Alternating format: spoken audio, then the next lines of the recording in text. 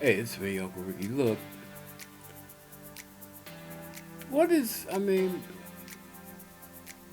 what is with these people that think that they can spend our tax money doing these optical stunts like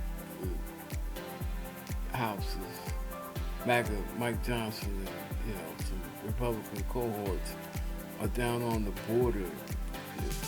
Once again, it's a border crisis. And it always seems that, if it's a presidential election, the border becomes an issue. It's been that way for maybe the last 15, 20 years. Every time there's a presidential election, the border becomes a thing. The border has always been a thing. When you talk about the areas that connect you to other countries, uh, fortunately, in our case, Canada and Mexico, they have been great allies in the past, and we hope that they will be great allies in the future. But when people migrate, you know, north and south, in this case, more north and south, basically due to economic reasons, and people are coming from further south up through Mexico to get to the United States because they think that perhaps it's the land of milk and honey. But we don't do anything to help ourselves because we always want to project ourselves as the land of milk and honey, even though we know that we're not. So, when you lie to people and people buy the lie, then they start to act accordingly, then how can you be mad? But back to this immigration thing. It's a talking point. It don't get me wrong. Don't get me. It is a real problem. It's a real problem. One, because people that are already here that have very that only have certain options, certain amount of help, certain amount of programs. Their system is being overtaxed because you got to do something with all these migrants, whether they're legal migrants or illegal migrants. And see, this is part of the problem because the Republicans, the MAGA people, are kind of muddying the water, trying to make it look like that perhaps all immigrants are illegal or all immigrants, none of them have the right to be here because they're not Americans. This country was built on immigration. If it wasn't for immigration, this country wouldn't be here. This country would not, and if it was here, it would not be anywhere near what we know of as America today. Immigration has made this country what it is. But it almost seems like from the very beginning that there was a separation between native born and immigrant. Even when it was majority white immigrants coming in from Europe, it was a separation between native born Irish and people of Irish descent born in America. Same thing with English, same thing with Germans, same thing with French. It's something about, this falsehood of Americans are just all by themselves, molded by God, separate and individual for liberty and justice for all. Yeah, that type of American. When we are just uh, descendants of everybody else. It doesn't matter what color you are. It doesn't matter what religion you are. You are a descendant of something else. There's no there is if if there is a thing as true Americana, it has to evolve. It has to stand up for itself. And this country's only been in existence for less than 250 years. So how much stuff can evolve as true Americana? It's all influenced by something else, some other country, something that is not, for the most part, Native American. Now, the immigration question. There's a lot of, part of it, a lot of people are anti-immigration just because they're racist. A lot of people are anti-immigration because the the America for American things, if you could really define who a real American is. Some people are anti-immigration because they just feel the difference between us and them. Because they want to get here and we are already here, then that makes us automatically better than them. Or we gotta protect, even though we don't know what we're protecting, we gotta protect whatever we got from them because they want to get here so bad to get it, whatever it is. Well, I guess the talking point, people, it's easy to find something that can be a talking point. It's harder to hide your efforts to make it a perpetual talking point. They scream, the right screams about the border. They scream about Biden and Mayorkas being responsible for the failure at the border. But how can you call it a failure because the border checkpoints are open and they are processing people every day? The failure part comes in with the system. After they get checked in, they can't get checked in fast enough. But we propose money, $13 billion on the table to improve the system, to get more court officers, to get more border patrol agents. But yet, the main caucus that cries about the failure at the border doesn't want to approve the spending for the $13 billion and have the audacity to say that the same border patrol officers that cry into their ear one day about being understaffed and under-equipped and, just being overwhelmed, they don't want that. They have nerve enough to say that from the border now, out of the Speaker of the House's mouth, they don't want the $13 billion. They just want the border to be fixed. But they don't want Biden to fix it because they don't feel like Biden can fix it. They want the border to be fixed by Republicans because they feel like that's the only fix that would work. And no, they don't want the $13 billion to help make their life easier. First of all, what retard do you think you're dealing with? And two, what sense does the bullshit that's proceeding from your lips at a very, very aggressive pace, who do you think is buying it? I mean, the whole MAGA Republican, especially in the House, is making absolutely no sense. It's like you don't want to govern, but then when real people want to govern, even from within your own ranks, the only thing you can say is say no. Because if you solve a problem, that takes away another talking point. And talking points are the only political platform that you have. You don't want to fix a damn thing.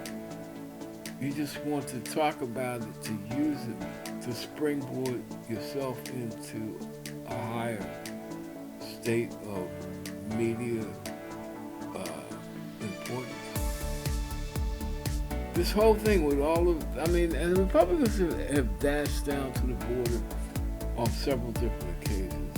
MAGA Mike's been down there, Jim Jordan's been down there, Cruz is from Texas, but he'll stop by every now and then just to make a point.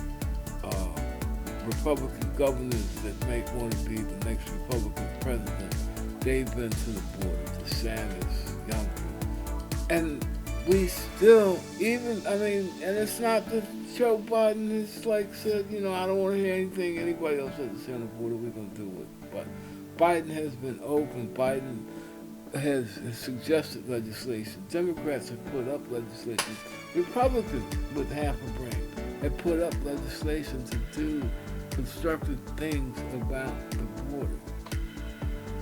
But the same people that continually cry about the border is out of hand, that the border is a problem, this and this and this and that, are the same people that are the main ones that refuse to vote or refuse to contribute anything to effective border reform. It's down to the point of, they say, oh, there's always an old saying that covers everything. It's down to put up or shut up. And you know what, it's probably been at the point of put up or shut up for years.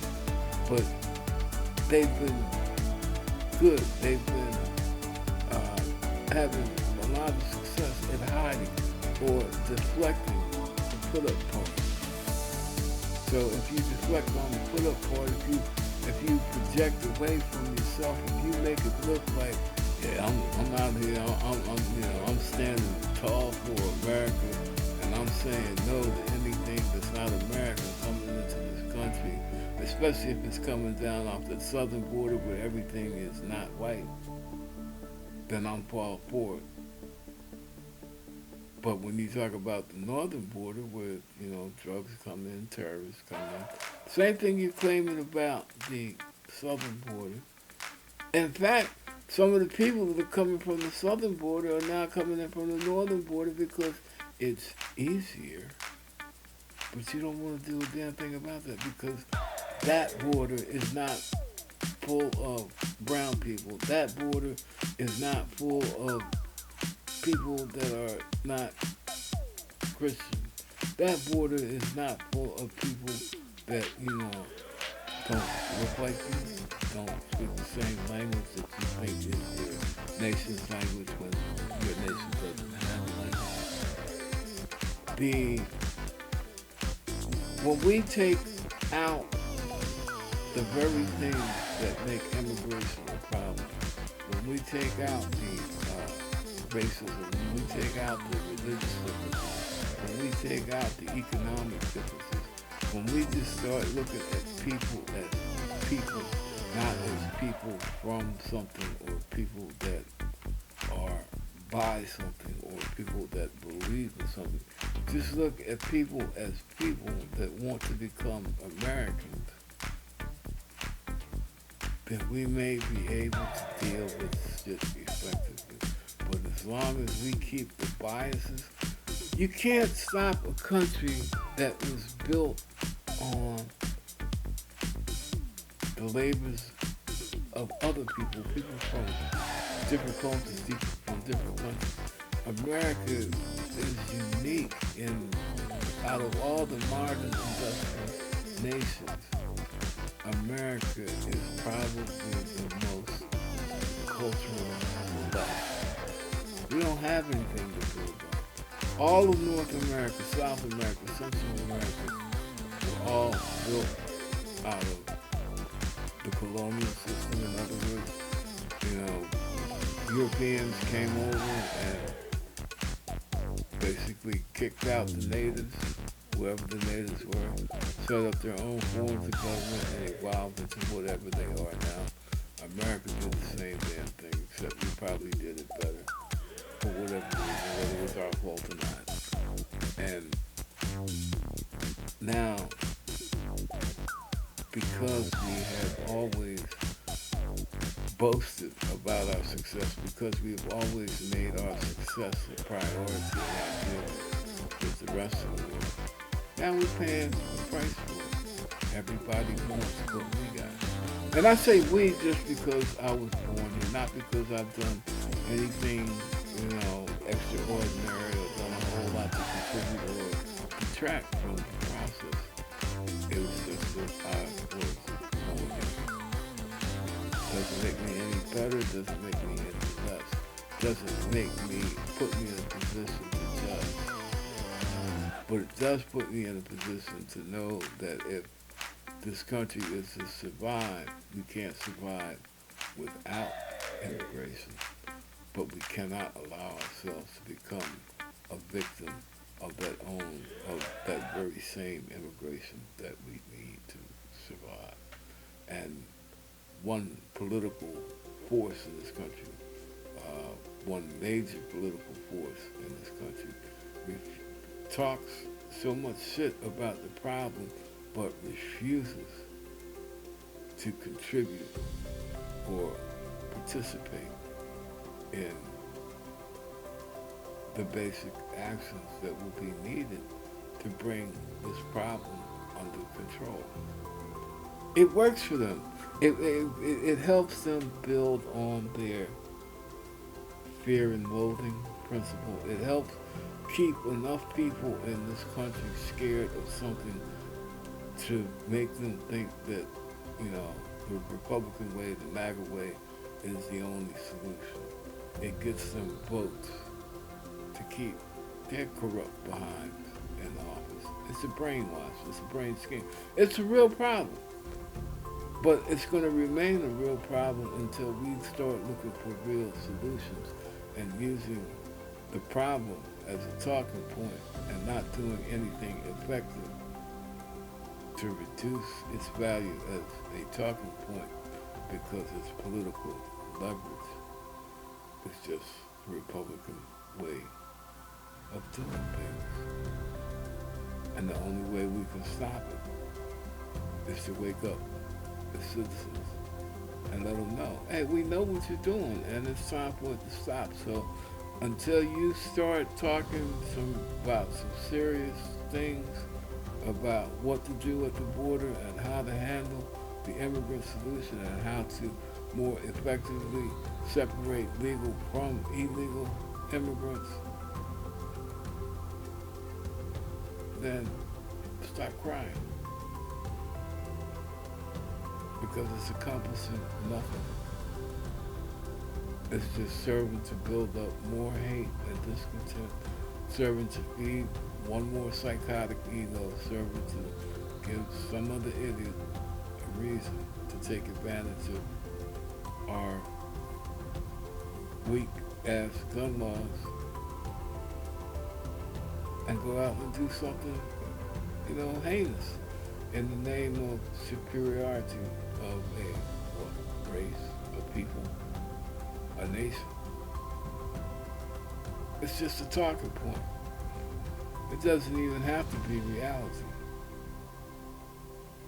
But until we, the people, look at it from the position of we the people, instead of scared this or scared that or supremacist this or religious that, then that talking point will still be a noose around the throat of the American people. Well, that's it for me, for now, Uncle Ricky. You can think about it, meditate on it, get back to me, whatever.